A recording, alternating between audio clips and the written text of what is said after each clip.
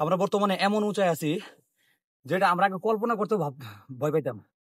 এত উঁচা আমরা শুনছি যে এভারেস্ট আছে, মাউন্টেন এভারেস্ট, যেমন নেপালে, ওটা পুরো মেঘালয়ের উপরে, মেঘের উপরে।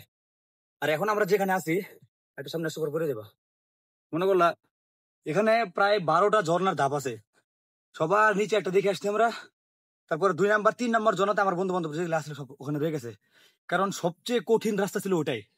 রশিদা একদম পিছলার ভিতরে, রশিদা ভাই ভাই আমরা এভাবে উঠছি। তারপর ওখানে কিছু কিছু ভিডিও করছি আমি একাতে।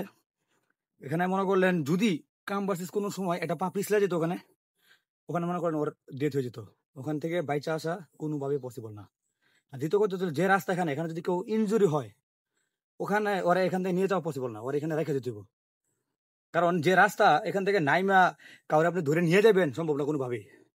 অবস্থা খুব খারাপ। আমরা বর্তমানে যে উঁচাতে আছি, মনে হচ্ছে আমরা 3 কিলোমিটার উপরে উঠছি রাস্তা।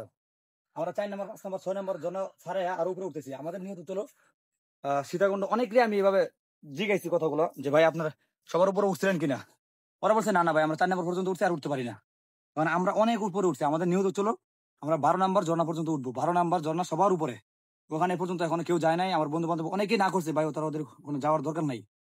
ওখানে গেলে মানুষ পা পিছলে পড়ে যায়, মরে যায়। কিছুদিন আগে এরকম ঘটনা হয়েছে।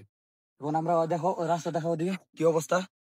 আমরা উঠতে পারবো কিনা সম্ভব না, কারণ এখান থেকে উঠা তো উঠতে পারতেছি, কিন্তু নামবো কিভাবে ওটাই সবচেয়ে বড় টেনশন আছে। আমরা নামা কোনোভাবে সম্ভব না, কারণ যে রাস্তা উপরে ধরে ধরে ভাবে সিপাতা উঠা যায়, কিন্তু ওখান থেকে নামতে পারবে না এভাবে, এই সিস্টেম থাকে না।